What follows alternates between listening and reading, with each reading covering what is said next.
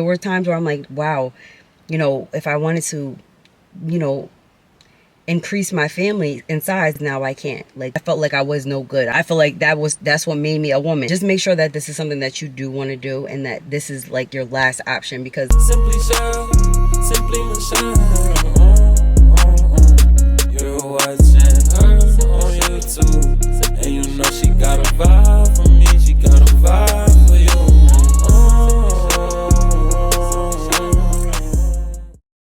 hey guys, welcome back to another video. You guys read the title of the video, so today I'm going to be discussing things that I wish that I knew before having a hysterectomy. We're touching base on all the girl things, the uncomfortable things, and things that I think that is very important for women to know, especially if they've never went through it and you're thinking about going through with the surgery, or you're unsure, or you just want to be nosy. Hell, to all is welcome, okay? Hysterectomy about 3 years ago, March 21st, 2022, and I had a total hysterectomy. I still have my ovaries, but my uterus was removed, my cervix, and my fallopian tubes. The reason being is because I had adenomyosis. I also had endometriosis. I also had some fibroids. Periods were something that I dreaded and I never wanted to experience, because it was not only was it a lot of blood I was losing, but the pain was debilitating. I don't wish this on my worst enemy. For somebody who's going to have one or thinking about having one, this video would definitely be helpful for you, because when I went to have my hysterectomy, I didn't really have a lot of people or a lot of advice. I kind of just went off of what my doctor told me, which goes into my first tip. Before you get a hysterectomy or anything, you want to make sure that you not only just get one opinion, don't be afraid to get a second and a third, because maybe another doctor will see something the first doctor didn't see, and maybe there's other ways around it that you can do, or other like treatments or pain management that could help you so that you don't have to undergo surgery. Surgery is a big thing, especially having a hysterectomy. It's not like you're just getting your tonsils taken out. It's your lady parts. It has a lot to do with your body as well as your mental health. So don't just go off of what one doctor tells you just because they have all those degrees on their wall. Make sure that you know that this is something that you want to do, and that you feel comfortable with your surgeon, and that somebody else gives you that same confirmation to make sure that this is exactly what you should be doing. I don't want to say I was convinced or like pushed into it, but I feel like I could have done a little bit more research and tried different ways maybe to help me first before I went straight into the hysterectomy. The options that they did give me was to try birth control, but I personally am not a fan of medicine, as well as the side effects that can come with taking birth control. But again, that's just my preference. Everybody has their own, their own feelings, their own thoughts, and their own experience. The second thing I wish I knew before having a hysterectomy is that they was gonna kick your girl out the hospital the same day. When I woke up from having the hysterectomy, when I tell you, it felt like my stomach was ripped open. Debilitating pain. I couldn't move. I was just in the most pain I think I've ever been in, besides giving birth. I think that this was times 10 giving birth. Personally, I don't feel like I was strong enough or like ready to go home. I think that they should have kept me overnight for observation, and just the state that I was in, I should have been kept. But if you're not feeling your best, please be your own advocate, or have somebody that can speak on your behalf. If you're not feeling your best, especially if you're going to go home and you don't have the help, you will definitely need some type of help. You will not be able to do your daily activities unless you have somebody to assist you, because your stomach has been cut open, your organs have been removed. You need to make sure that you have the proper help. They should have kept me in for I think 2 days should be sufficient, even a day for observation, make sure my pain levels were okay, because I was screaming. When I woke up, I was screaming for God, okay? I was screaming for the Lord to heal me, to take this pain away. I was literally over it. I didn't think that one could even experience as much pain as I did. Again, this is my experience. Everybody's different. Next thing I wish I would have known is all the medication that they pumped up in my body. Granted, they cut me open. Of course, you're going to be under anesthesia, but my body reacted not so good to it, the medication. I believe they gave me morphine and probably something else, I don't know. But when I woke up from the procedure, I was super sick. I was vomiting, and that was awful for me. Even though I was out of it, I still kept throwing up and stuff. Make sure that you ask your doctors to give you anti-nausea medicine in the IV before they put you under, please. If you don't, my body just doesn't do well with any type of narcotics or anything, because I take more of a holistic approach. You're gonna have to tie me down and gag me if you want me to take something. Had to give me some, I think, Zofran in the IV or whatever, and it helped to subside it. But I'm still nauseous for like 2 days. So that's another thing I didn't know, like the medication aspect of how much they were gonna, give me and stuff like that. Again, this is a major surgery, so they're trying to make sure that you're as comfortable as possible. But to be honest, when I woke up, it felt like I had no medication in my body because I felt everything. Hysterectomy is not for the weak, okay? I wish I knew before having a hysterectomy is how hard it was gonna be to poop, okay? If you have ever been constipated, then you can understand how uncomfortable it is. But when you have a surgery and you need to have a bowel movement a couple of days after and you cannot go, this is going to be TMI, but baby, it felt like my butthole was being ripped open, like a whole body was coming out. Like labor again, but the baby was coming out the rectum. You want to make sure that you are on some type of Marilax or stool softener. Start taking it days before you even have the surgery. I promise you, you want to get those bowels regulated, because when they give you all those medications, sometimes those medications all combined together is going to make your stool super bulky, super hard, and you're going from one thing to another. Imagine going through the pain of the surgery, the stress that comes with it, the emotional stress that comes with it. Now you can't even let the waste out. You can't even release yourself without going through more agony, you know what I mean? That was something that was so hard for me because I was in my bathroom sweating, okay?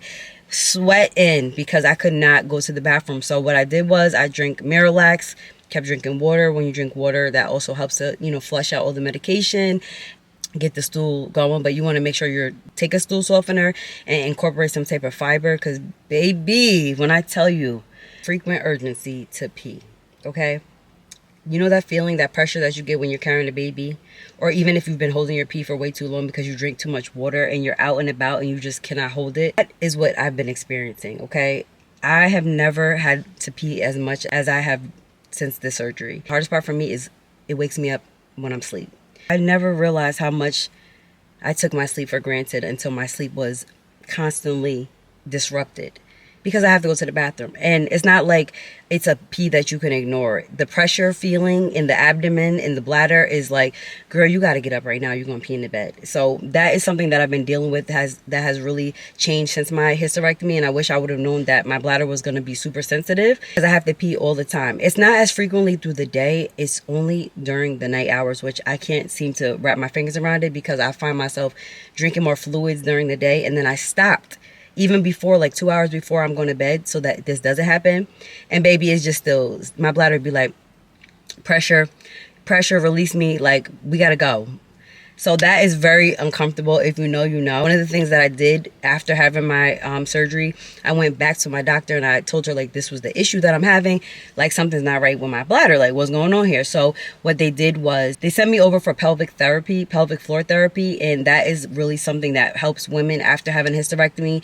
Some people go through bladder and stuff gets weakened after, your uterus comes out. So, like, there's nothing there to hold it. So sometimes your bladder, you can't hold your urine, or, you're still trickling after, or, it's painful after intercourse and stuff like that. That wasn't the issue for me. I was not able to hold my urine, and intercourse was okay. It just was the urgency and the pressure situation. So what they did was they did like pelvic exercises for me, where they basically just go inside of your vagina and they just like do their little 1, 2, 3. But what it does is it massages it. It stretches it to help those tissues and just help your body to recover and heal better, so that you don't have uncomfortable intercourse, so that you're not, going through certain things. Some people go through, I think it's called something prolapse, something vaginal prolapse or something like that. Luckily, that wasn't my issue. So what my doctor recommended that I try some dilators, and you can get them off Amazon. I'll link them for you.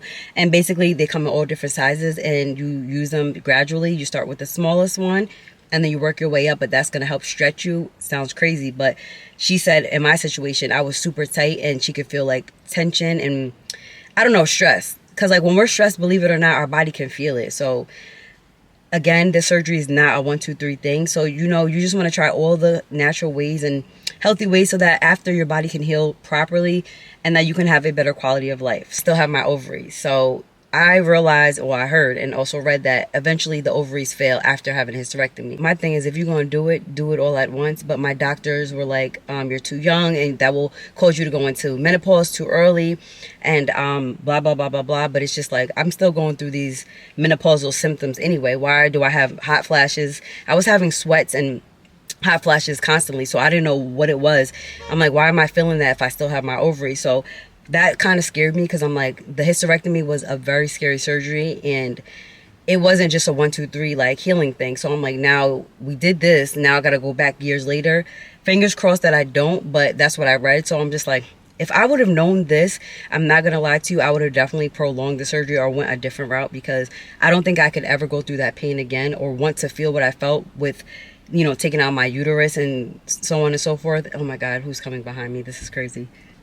Next thing, I've always been tired, and I do struggle with like low vitamin D levels and stuff like that, which plays a big part in my fatigue. But the fatigue that I've experienced is like so bad that I'm always tired, even after full rest, 8 hours of sleep or whatever the case, or take a nap throughout the day. I find that my body's still craving and needing more rest. And I think that it's so hard for me because I'm very motivated. I'm a mom of 3 and I'm always like doing stuff and needing to do stuff. So I find myself feeling more sluggish, having to push myself, taking longer to do things, or procrastinating because I'm super fatigued. Why didn't I say this? I don't know. What I've been doing is just trying to implement like healthier diet, supplements. I've been trying to juice naturally. I've been trying to just take, you know, my vitamin D, my vitamin B, and just trying to keep my body like strong. Things that I wish that they would have told me before the hysterectomy is the gas that you're going to experience, okay? I'm not talking about just a little bit of gas after you drink some milk, because you know most of us are lactose intolerant. I'm talking about this trap gas that be all the way running through your body. It could even run up in your chest, making you feel like you're having a heart attack. The gas was insane. Lock and load and re-up on Gas X. If you don't have any Gas X, get some Gas X now. Take it, chew it before, because the gas pockets, I swear, it's no joke, okay? I'm not talking about little miss meal cramps because you didn't eat anything. I'm talking about gas running everywhere. So what I found to be helpful for me is just turning on my side and like bending my knees, and or just trying to like squat, because that just like helps the air to come out. And baby, once you get some of that air to get out, the relief that you're gonna feel is like, thank you, Jesus. You would have swore that you just got you some good. It feels like no other. Get you some Gas X, because the gas bubbles from air accumulating inside of us when they're doing surgery. Of course, your mouth is open, they have the tube, and whatever they're doing is swishing and moving and pulling and tugging. It just makes your stomach feel super bloated, and the pain that comes with it is crazy. Like, next thing is, I didn't know, is that being that I had endometriosis, they were able to remove it and all that good stuff, but I did not know that endometriosis could grow back possibly. So that brings a lot of anxiety for me, because endometriosis is a tricky thing, and it's very, very painful to deal with, and to just not only physically but emotionally just like starts to mess with you, because the pain is so chronic. And like, once I knew that I was going to be out of this pain, I was like, thank you, God. But to know that it could possibly grow back again and grow in different parts of your body, on different organs, it definitely scares me. Like, these are the things that I did not know, that the doctor kind of went around or didn't really like explain thoroughly to me. So if you have endometriosis, then you probably have some idea that it's a very chronic, painful condition, and it can grow back. So even though they took it out and they removed it, it can definitely grow back again. So fingers crossed. It's kind of like scar tissue, you know, after you get surgery. Some people have to go back in for another surgery because scar tissue starts to grow after wherever they cut you at. The good thing about me is that I had laparoscopic, so I wasn't like cut open. Nowadays, technology is more advanced. You don't need to worry about getting cut open from each side of your stomach. They can go in with a tiny little hole and they can do what they need to do, and it doesn't look so bad on your stomach. The next thing is that still ovulate. So if you still have your ovaries like I do, you still will ovulate. You still will go through, your body still will go through things as if you were on your cycle, minus the blood. And it's crazy because I can't really tell when I'm supposed to have my menstrual, because it's been 3 years. Believe it or not, I did not know that we still go through those same feelings.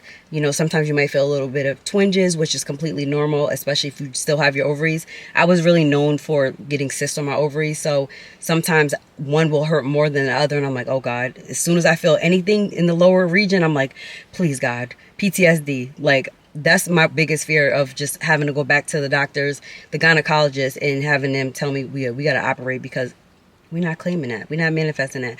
But it is normal for you to feel like a little emotional, moody, still have your cravings, still feel a little bit of cramps. Sometimes, you know, with my ovaries, my pain would radiate down my legs. I would get lower back pain. I would get nauseous. It was just a whole hot mess for me. I would feel super sick. Sometimes my ovary may hurt here or there, and sometimes my moods be up and down, but that's just normal as women. Like, hello. We're women. We do a lot and we go through a lot. So our hormones are going to constantly fluctuate.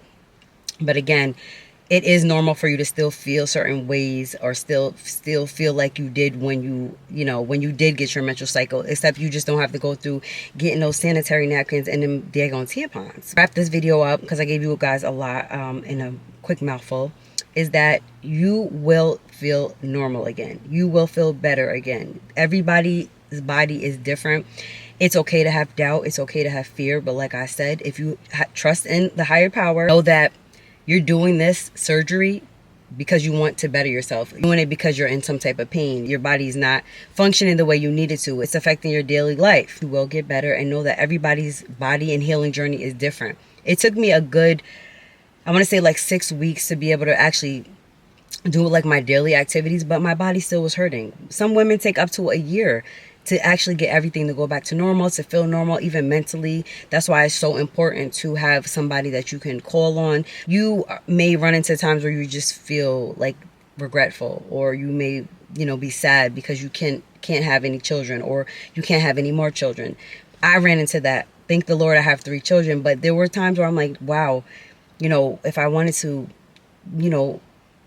increase my family in size, now I can't. Like, I felt like I was no good. I feel like that's what made me a woman. Everybody's healing journey is different, and everybody's process is different. Make sure that this is something that you do want to do, and that this is like your last option, because there are so many other ways and holistic ways and treatments and supplements that you can try at first before doing this. Here I am 3 years later. I will be honest, I feel great in that area. I have not felt the thought of not having to bleed, or the pain that I was feeling. I have not felt that pain. Sometimes I'll get some twinges here and there, but the pain is nothing to what I've experienced. I feel like the doctor I chose was a beautiful doctor. He did his thing. He was very experienced. Don't be afraid to ask questions. Be your advocate. If you don't feel comfortable, bring somebody with you who can speak on your behalf, because this is something that is a life-changing surgery, right? You can't reverse it. Other things that I wish I knew, I probably have some more, but I'm not going to run this video. I'm not going to talk too much. I hope that this video was helpful. Also, I have a few other videos that you can check out. My actual surgery process, how I got diagnosed,